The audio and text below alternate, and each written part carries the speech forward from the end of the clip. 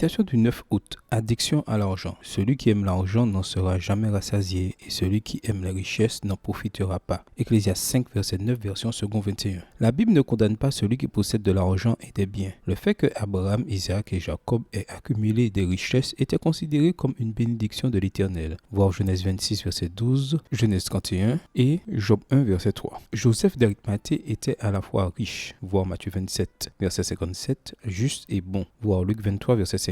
Et il a été celui qui a demandé le corps de Jésus à Pilate pour l'enterrer. C'est Dieu qui donne le pouvoir d'acquérir des richesses. Voir Deutéronome 8, verset 18. Mais les Écritures mettent cependant en garde contre l'amour de l'argent. Voir Matthieu 6, verset 19 à 24, Luc 18, verset 25, 1 Timothée 3, verset 3 et 1 Timothée 6, verset 10. Peut-être parce que le Seigneur sait qu'il est envahissant et qu'il peut nous distraire dans notre recherche de son règne. Une attitude d'attachement à l'argent pour nous attirer à l'addiction. En voici le processus. Premièrement, on commence par différents succès économiques et vient le plaisir de voir augmenter ses ressources en faisant de nouveaux investissements. Deuxièmement, quand les gains augmentent, on se lance dans des affaires plus risquées. Troisièmement, devant les revers, on connaît des désillusions, des contrariétés et on se livre à des pensées anxieuses. Je vais tout perdre. Quatrièmement, l'obsession de gagner plus domine et prend trop de temps et demande trop d'efforts. Cinquièmement, on se rend compte par soi-même ou par l'avertissement d'un tiers qu'on est piégé. Sixièmement, on se propose de sortir du cercle vicieux sans y parvenir. La relation avec le travail, la famille ou l'église par conséquent se dégrade et on prend le risque de souffrir de stress, d'anxiété et de dépression. Ce processus ressemble curieusement aux addictions chimiques. Bien que plus probable chez les riches, les gens aux faibles ressources n'échappent pas à l'attachement à l'argent. Un jour, le baron Congleton, 1805-1883, entendit sa cuisinière soupirer. « Oh, si seulement j'avais 5 livres, je serais heureuse. » Dans son désir de voir la femme satisfaite, le baron tira de sa poche un billet de 5 livres et dit « Voilà, c'est pour vous. »